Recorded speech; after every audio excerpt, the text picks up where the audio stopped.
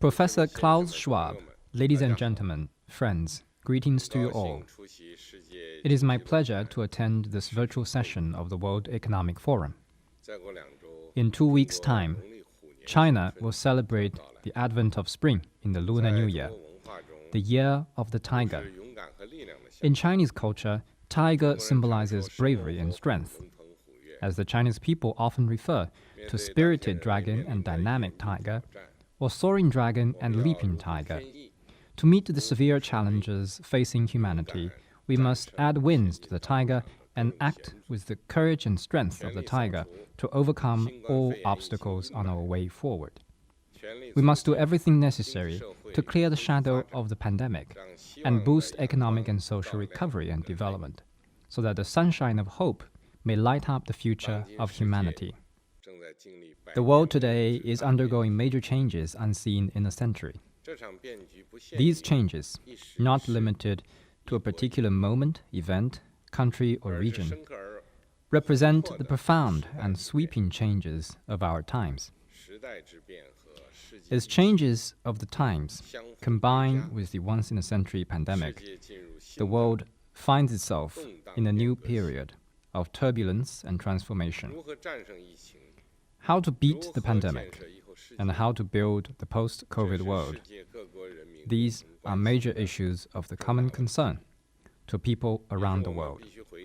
There are also major, urgent questions we must give answers to. As a Chinese saying goes, the momentum of the world either flourishes or declines. The state of the world either progresses or regresses. The world is always developing through the movement of contradictions. Without contradiction, nothing would exist. The history of humanity is a history of achieving growth by meeting various tests and of developing by overcoming various crises. We need to move forward by following the logic of historical progress and develop by riding the tide of development of our times. Notwithstanding all vicissitudes, humanity will move on. We need to learn from comparing long history cycles and see the changing things through the subtle and minute. We need to foster new opportunities amidst crises, open up new horizons on the shifting landscape, and pull great strengths to go through difficulties and challenges. First, we need to embrace cooperation and jointly defeat the pandemic. Confronted by the once-in-a-century pandemic, which will affect the future of humanity, the international community has fought a tenacious battle. Facts have shown once again that amidst the raging torrents of a global crisis, countries are not riding separately in some 190 small boats, but are rather all in a giant ship on which our shared destiny hinges. Small boats may not survive a storm, but a giant ship is strong enough to brave a storm. Thanks to the concerted efforts of the international community, major progress has been made in the global fight against the pandemic. That said, the pandemic is proving a protracted one, resurging with more variants and spreading faster than before. It poses a serious threat to people's safety and health and exerts a profound impact on the global economy. Strong confidence and cooperation represent the only right way to defeat the pandemic. Holding each other back or shifting blame would only cause needless delay in response and distract us from the overall objective. Countries need to strengthen international cooperation against COVID-19, carry out active cooperation on research and development of medicines, jointly build multiple lines of defense against the coronavirus, and speed up the efforts to build a global community of health for all. Of particular importance is to fully leverage vaccines as a powerful weapon, ensure their equitable distribution, quicken vaccination, and close the global immunization gap, so as to truly safeguard people's lives, health, and livelihoods. China is a country that delivers on its promises. China has already sent over 2 billion doses of vaccines to more than 120 countries and international organizations. Still, China will provide another 1 billion doses to African countries, including 600 million doses as donation, and will also donate 150 million doses to ASEAN countries. Second, we need to resolve various risks and promote steady recovery of the world economy. The world economy is emerging from the depth, yet it still faces many constraints. The global industrial supply chains have been disrupted. Commodity prices continue to rise. Energy supply remains tight. These risks compound one another and heighten the uncertainty about economic recovery. The global low inflation environment has notably changed, and the risks of inflation driven by multiple factors are surfacing.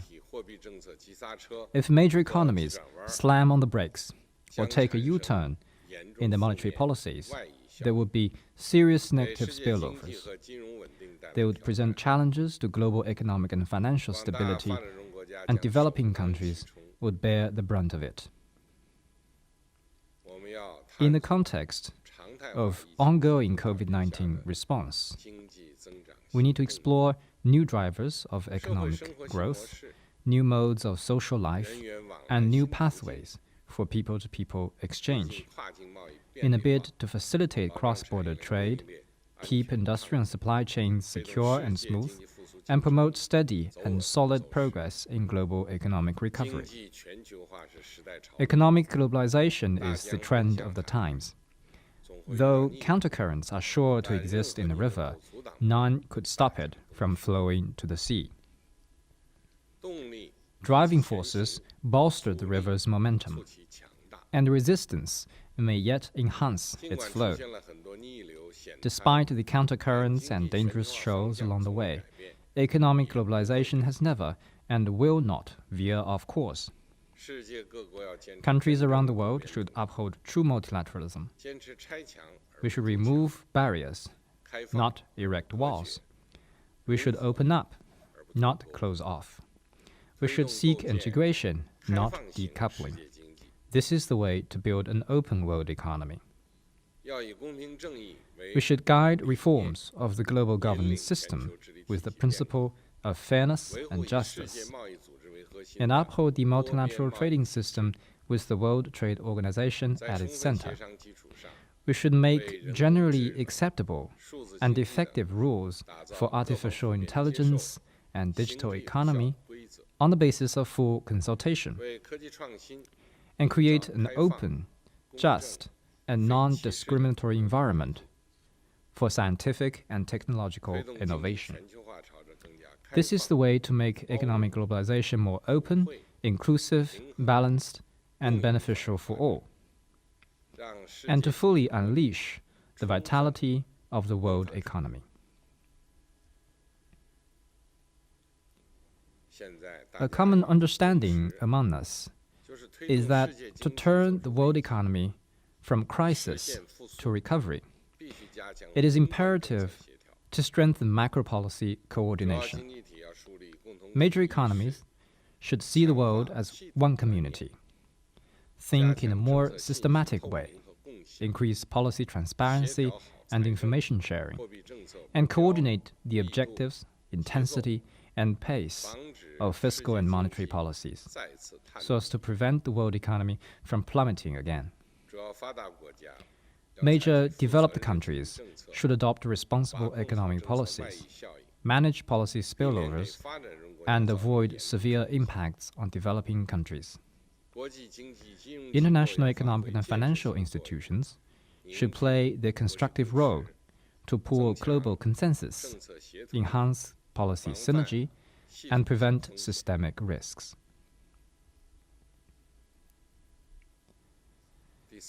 Third, we need to bridge the development divide and revitalize global development. The process of global development is suffering from severe disruption, entailing more outstanding problems like a widening north-south gap, divergent recovery trajectories, development fault lines, and a technological divide. The Human Development Index has declined for the first time in 30 years. The world's poor population has increased by more than 100 million. Nearly 800 million people live in hunger. Difficulties are mounting in food security, education, employment, medicine, health, and other areas important to people's livelihoods. Some developing countries have fallen back into poverty and instability due to the pandemic. Many developed countries are also living through a hard time. No matter what difficulties may come our way, we must adhere to a people-centered philosophy of development. Place development and livelihoods front and center in global macro policies. Realize the UN's 2030 Agenda for Sustainable Development and build greater synergy among existing mechanisms of development cooperation to promote balanced development worldwide.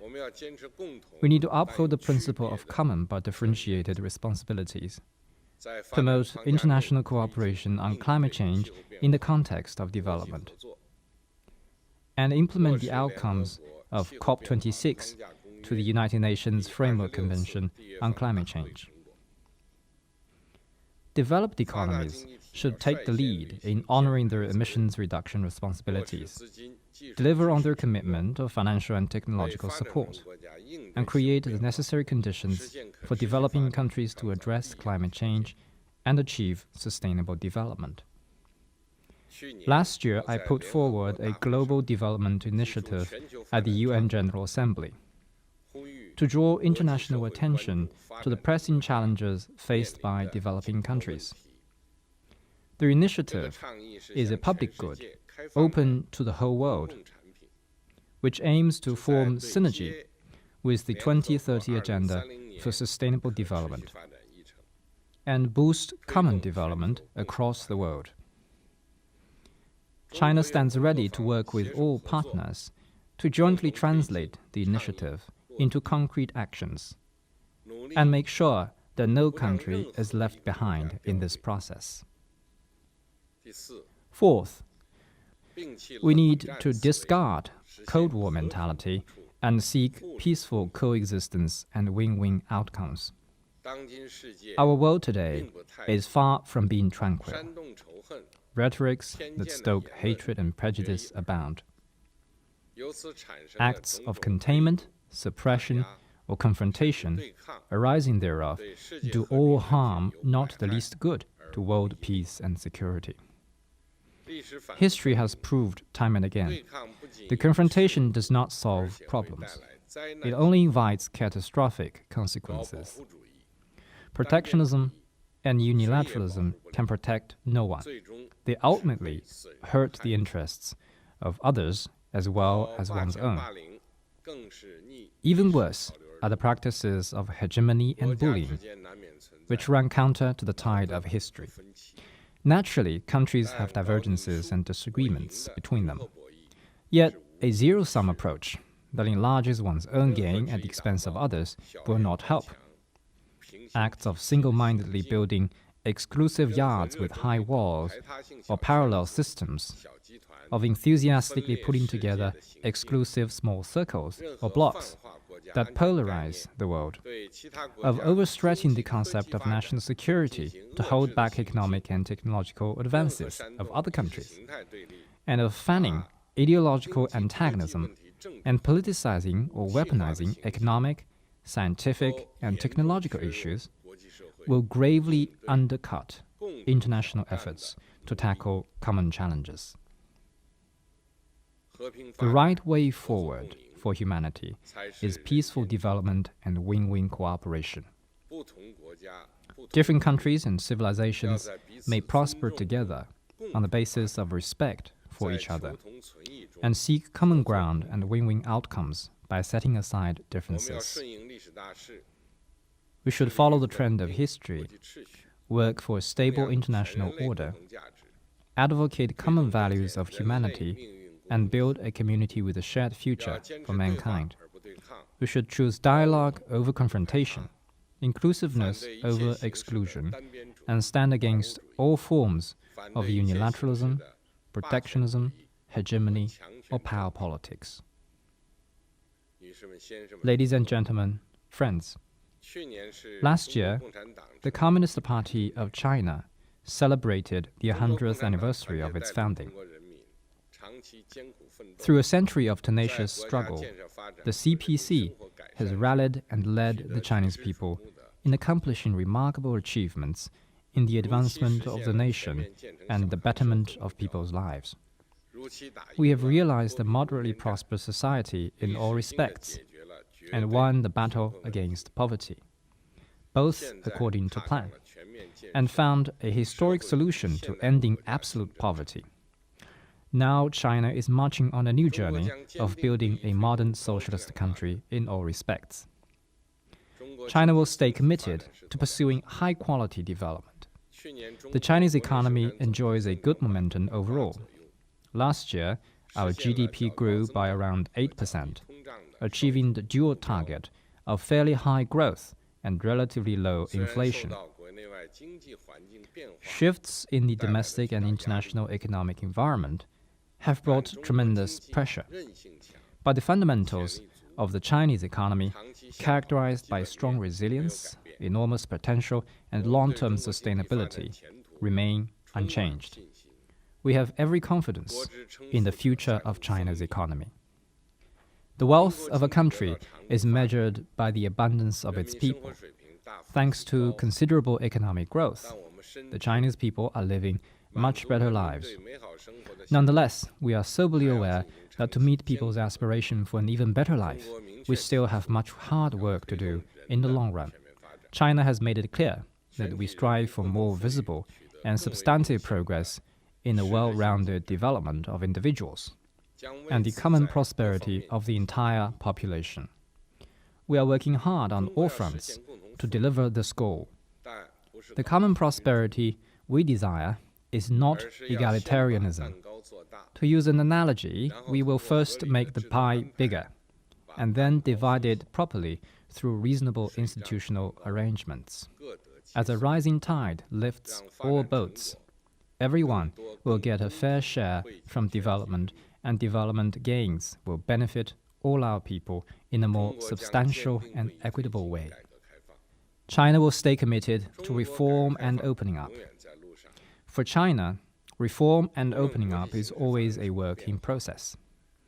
Whatever change in the international landscape, China will always hold high the banner of reform and opening up. China will continue to let the market play a decisive role in resource allocation and see to it that the government better plays its role. We will be steadfast in consolidating and developing the public sector, just as we are steadfast in encouraging, supporting, and guiding the development of the non-public sector. We will build a unified, open, competitive, and orderly market system, where all businesses enjoy equal status before the law and have equal opportunities in the marketplace. All types of capital are welcome to operate in China in compliance with laws and regulations and play a positive role for the development of the country. China will continue to expand high-standard opening up, steadily advance institutional opening up that covers rules, management, and standards, deliver national treatment for foreign businesses, and promote high-quality Belt and Road cooperation. With the entry into force of the Regional Comprehensive Economic Partnership Agreement on the 1st of January this year, China will faithfully fulfill its obligations and deepen economic and trade ties with other RCEP parties. China will also continue to work for the joining of the Comprehensive and Progressive Agreement for Trans-Pacific Partnership and the Digital Economy Partnership Agreement, with a view to further integrating into the regional and global economy and achieving mutual benefit and win-win results. China will stay committed to promoting ecological conservation. As I have said many times, we should never grow the economy at the cost of resource depletion and environmental degradation, which is like draining a pond to get fish. Nor should we sacrifice growth to protect the environment, which is like climbing a tree to catch fish. Guided by our philosophy that clean waters and green mountains are just as valuable as gold and silver, China has carried out holistic conservation and systematic governance of its mountains, rivers, forests, farmlands, lakes, grasslands, and deserts. We do everything we can to conserve the ecological system, intensify pollution prevention and control, and improve the living and working environment for our people. China is now putting in place the world's largest national parks system. Last year, we successfully hosted COP15 to the Convention on Biological Diversity, contributing China's share to a clean and beautiful world. Achieving carbon peak and carbon neutrality are the intrinsic requirements of China's own high-quality development and a solemn pledge to the international community. China will honor its word and keep working toward its goal. We have unveiled an action plan for carbon dioxide peaking before 2030, to be followed by implementation plans for specific sectors such as energy, industry, and construction. China now has the world's biggest carbon market and biggest clean power generation system. The installed capacity of renewable energy has exceeded 1 billion kilowatts, and the construction of wind and photovoltaic power stations, with a total installed capacity of 100 million kilowatts, is well underway. Carbon peak and carbon neutrality cannot be realized overnight. Through solid and steady steps, China will pursue an orderly phase-down of traditional energy in the cause of finding reliable substitution in new energy.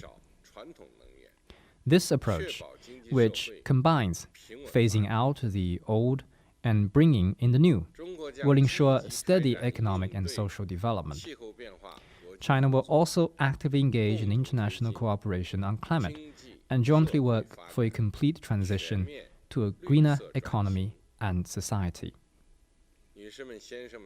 Ladies and gentlemen, friends, Davos is known as a heaven for winter sports. The Beijing Olympic and Paralympic Winter Games will open soon. We are confident that China will present a streamlined, safe, and splendid games to the world. The official motto for Beijing 2022 is "Together for a Shared Future." Indeed, let us join hands with full confidence and work together for a shared future. Thank you.